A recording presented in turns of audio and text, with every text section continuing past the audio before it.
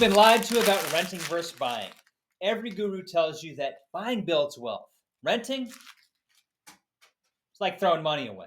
But I just analyzed 10 years of real data from a 7-figure home in Scottsdale, Arizona, and the truth will shock you. This isn't about monthly payments, it's not about tax benefits. The entire decision comes down to one number, and nobody's talking about it. I'm Maddie. This is Borrow, Buy, Build. And today, I'm breaking down a complex real estate decision with actual data. And I check my opinion at the door. Today, we're diving deep into a case study that'll change how you think about the biggest financial decision of your life. Let me show you what really happened to one property in Scottsdale. This isn't theory, this is a decade of actual market data. July 2015, home value $503,000. July 2025, $1 million. That's over 7% annual appreciation over 10 years. But here's where it gets interesting. During that same 10-year period, rent only grew at 5% annually.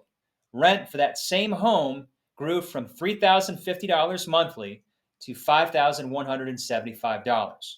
When your property value grows at 7.14% and rent climbs at 5%, that 2.14 percentage point spread difference becomes a wealth creation machine.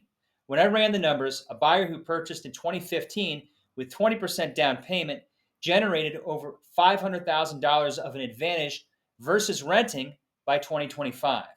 But here's the kicker that proves my point. When I tested the same analysis with a conservative 3% appreciation rate that most financial advisors assume, the break-even point stretched out between 6 and 8 years. The difference between 3% and 7% appreciation completely flipped the tables on the recommendation. This proves that the appreciation rate is the deciding factor. Now, what does this mean for Arizona specifically? Arizona's population growth, business-friendly environment, low property taxes, and limited luxury inventory in established areas create pricing power that rental markets simply can't match. This isn't an accident, this is structural. Now, here's where it gets controversial. I tested every down payment scenario from 0 down to 30% down. The results will blow your mind.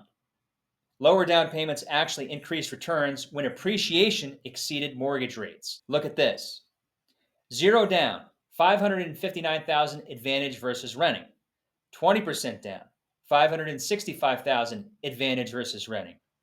30% down, $554,000 advantage versus renting.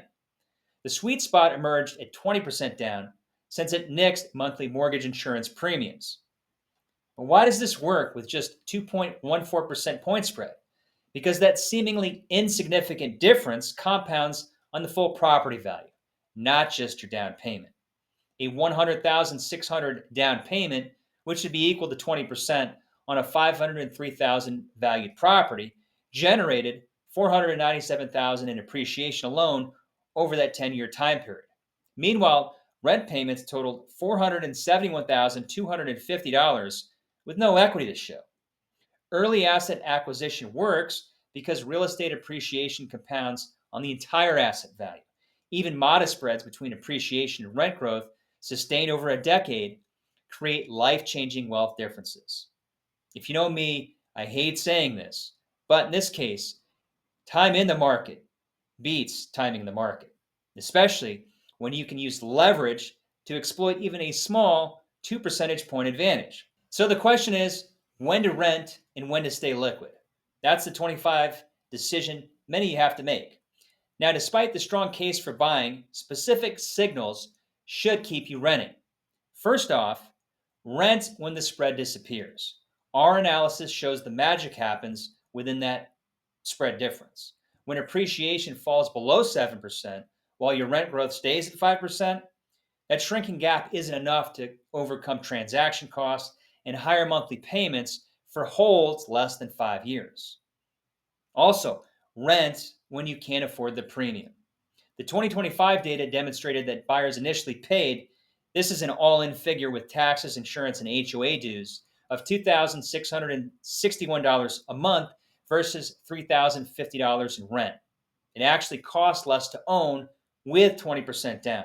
But 2025 rates of nearly 7% flip this equation. Today's buyers face significant monthly premiums that make affordability a challenge for less than 5 years of ownership. Also, rent when your timeline's uncertain. Even with 7% appreciation, the data clearly shows renting wins for periods less than 5 years due to transaction costs and mortgage front loading. Short holds favor renting regardless of market performance. The 2025 liquidity question, it really presents a unique scenario. Mortgage rates hover over 7%, while many properties show signs of peak pricing after 5 years of rapid appreciation. Now, if you've been on the sidelines over the past few years, there's no need to FOMO. Prepare yourself by staying liquid. For 2025 specifically, consider staying liquid if you're targeting markets where recent appreciation has consistently exceeded 7%, but the fundamentals are weakening. Also, if you have less than 15% to put down, monthly payments with mortgage insurance often create unsustainable cash flow. Also, if you're in geographic areas where the appreciation to rent spread is narrowing below 2 percentage points.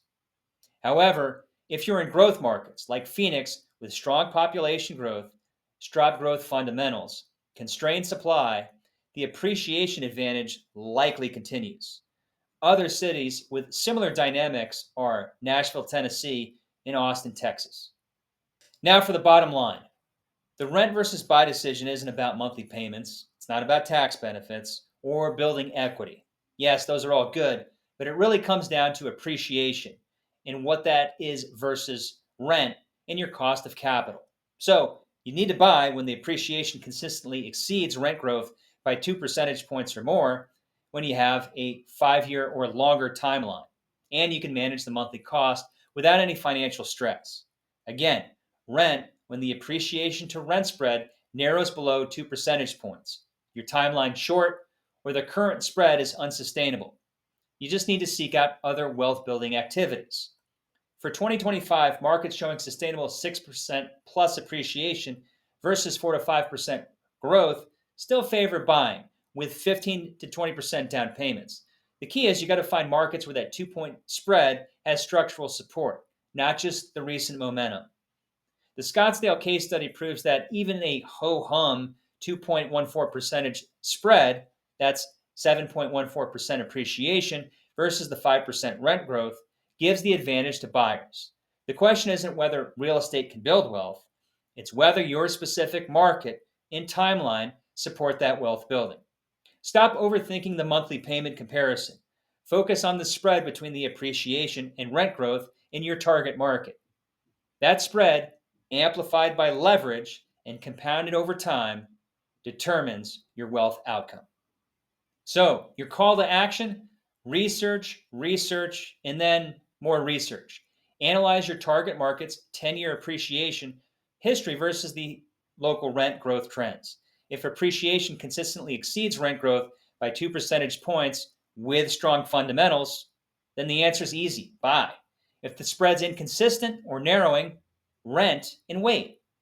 Now, my famous last words: this only works if you can hold for the full cycle. The wealth creation happens in years 5 to 10, not in the first 2 to 3. So make sure you're long on the property. The data deceives, but it never lies. So leverage it. That's all for now. Thanks for tuning in.